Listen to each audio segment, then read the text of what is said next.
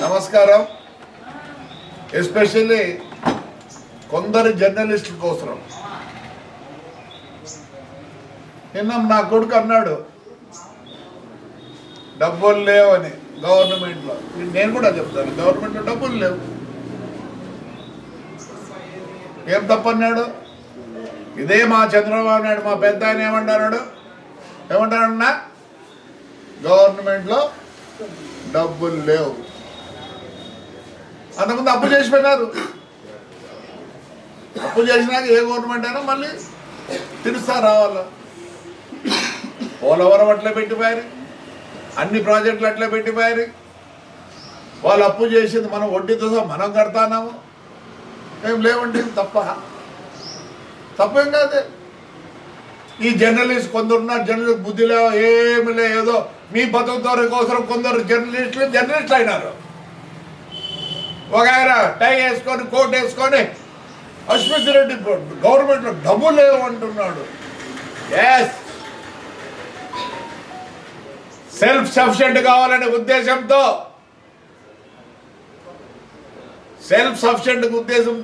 నేను అసలు ఒక థీసిస్ రాయాలనుకున్నా. నేను 74లో BA అయిపోతే 2018-19లో PG చేసిన రాయాలని, డాక్టరేట్ కోసం కాదు.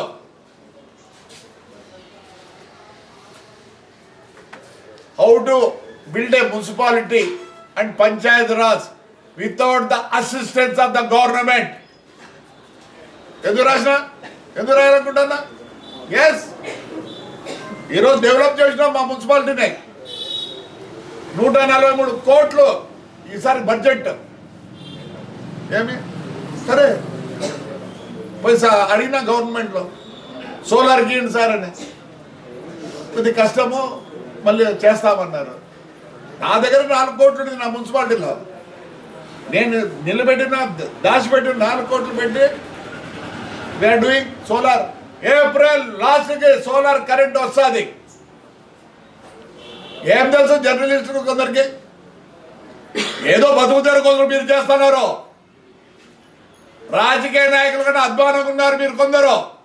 బెదిరించుకుంటా డబ్బులు సంపాదిస్తున్నారు. అశ్విత్ రెడ్డి అన్నాడు బుర్ర ఉంది కాబట్టి అన్యాయం.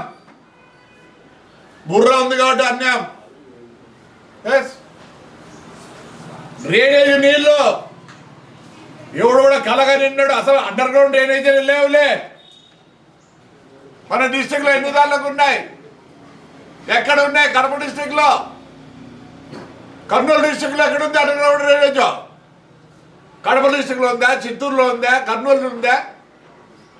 రాయలసీమలో అంతా నేను అనుకుంటా పులివెందులు ఉండింది, కానీ జరగడంలే. తాడిపత్రి ఈరోజు కూడా సక్సెస్ఫుల్గా మేము రన్ చేస్తున్నాం. గండికోట నీళ్ళు వాళ్ళు 14 రూపాయలతో కొంటారు. మేమేం చెప్పినాం సార్, ప్యూరిఫై చేస్తాం. 3 కోట్లు అయితే ప్యూరిఫికేషన్, పైప్ లైన్, ట్యాంక్ వాళ్ళని పెట్టుకోమన్నాం. వాళ్ళవి డబ్బులు పెట్టేది, మేము నీళ్ళు ఇస్తాం. 5 రూపాయలు ఇస్తారు. మా విజన్, మా తెలుగుదేశం పెద్ద ఆయన మాకు నేర్పించిన విజన్తోనే పోతున్నాం మేము కూడా. ఎస్, ఆ స్ట్రీట్ అంతా చేస్తున్నా. దగ్గర 38 కోట్లు అవుతుంది. PPP మోడల్ కింద చేస్తానా. ఏం తెలుసు జర్నలిస్టులతో? ఆయన కోట్ వేసుకొని ఏదో పెద్దగా అనుకున్నాడు. గవర్నమెంట్లో డబ్బులు లేవు, తప్పేముంది చెప్పండి? అవస్థ పడతాడు రాత్రి పౌలు చంద్రబాబు నాయుడు. సాయంత్రం 6 గంటలకు పోతాడు ఢిల్లీకి, విజయవాడ నుంచే. రాత్రి మాట్లాడి 11 గంటలకు మళ్ళీ విజయవాడకు వస్తున్నాడు. ఆ దావోస్ గీవోస్ అని ఎందుకు పోతున్నాడు పెద్ద ఆయన? To build Andhra Pradesh. We're also trying to build Tadipatri. ఏం తెలుసని మీకు? పెద్ద తప్పు చేయడం. గవర్నమెంట్లో డబ్బులు లేవు. మా చంద్రబాబు నాయుడు గారే చెప్తున్నారు లేవని చెప్పి ఆయన అవస్థ పడుతున్నాడు. ఇది ఇంప్రూవ్ చేయాలని. ఏబిసిడీలు తెలియదు నా జర్నలిస్టులు ఎందుకురా? ఎన్ని డబ్బులు వస్తుంటే తెలియదు మీకు? మీకు జాగ్రత్త తెలియదు, ఉంది జాగ్రత్త తెలియదు, ఏదో వేసుకోమండి ఎవరు భయపడతారు మీకు. అందుకే ఈసారి ఎవరిని పిలిచలేదు.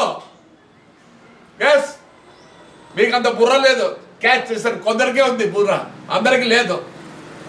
ఇది మీకు జీవనాధారమైంది చాలా మందికి.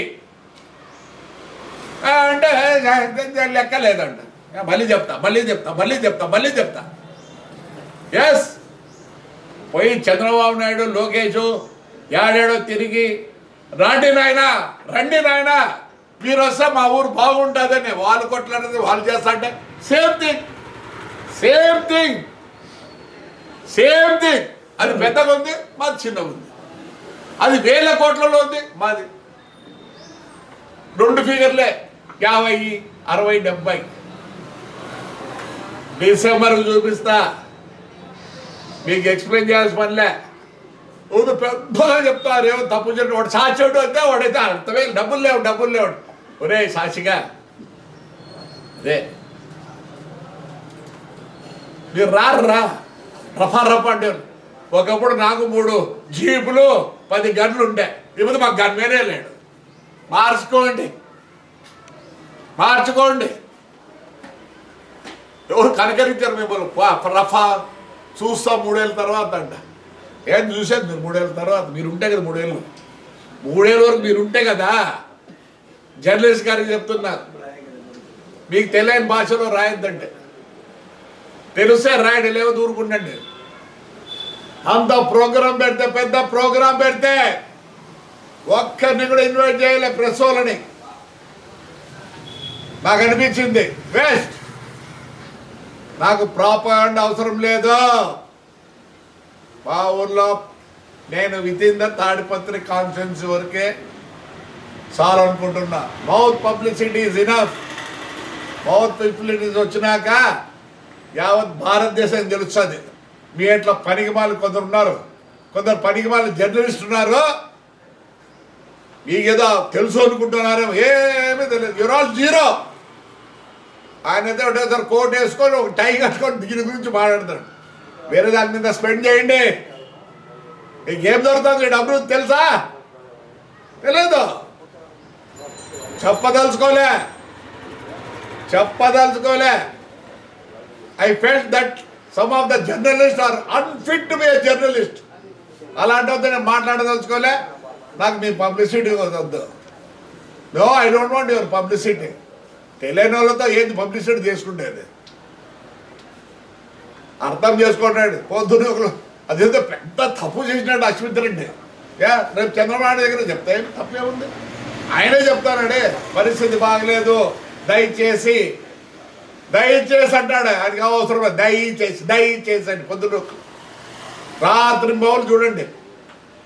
ఆయన ఇలా ఎట్లా ఆంధ్రప్రదేశ్ అనుకుంటున్నాడో మేము అదే సిస్టంలో తాడిపత్రి కాన్స్టిట్యున్సీ అనుకుంటున్నాం. తమాషా కాదు. No journalist. పైన తెలివి ఉండే జర్నలిస్టులు మాట్లాడతాం, కానీ ఎవడో అందరు జర్నలిస్ట్ అయిపోయినారు. మీ బతుకు కోసం మీరు జర్నలిస్టులు అయినారు. I very sorry. ఉన్నారు, మంచోళ్ళు ఉన్నారు. ఈ చోకరా గీకరా అంతా పోవాలా? ఏం తెలుసు? ఏం తెలియదు. మాకు తెలిసి ఎట్లా చేసుకోవాలో పబ్లిసిటీ, ఎలా ఉండాలో తెలుసు పబ్లిసిటీ. ఇదే జర్నలిస్ట్ ఎవడు నా మీద రాసినాడో, ఈ బుద్ధి అన్నాడు అని రావాల్సిందే. ఏప్రిల్ ఎండింగ్ వచ్చి వాళ్ళే చూసి తీసుకొని పోతారు. ఏం చేస్తున్నారప్ప తాడిపత్రి కాన్స్టిట్యున్సీలోనే. అంత అంచనా ఏంటండి?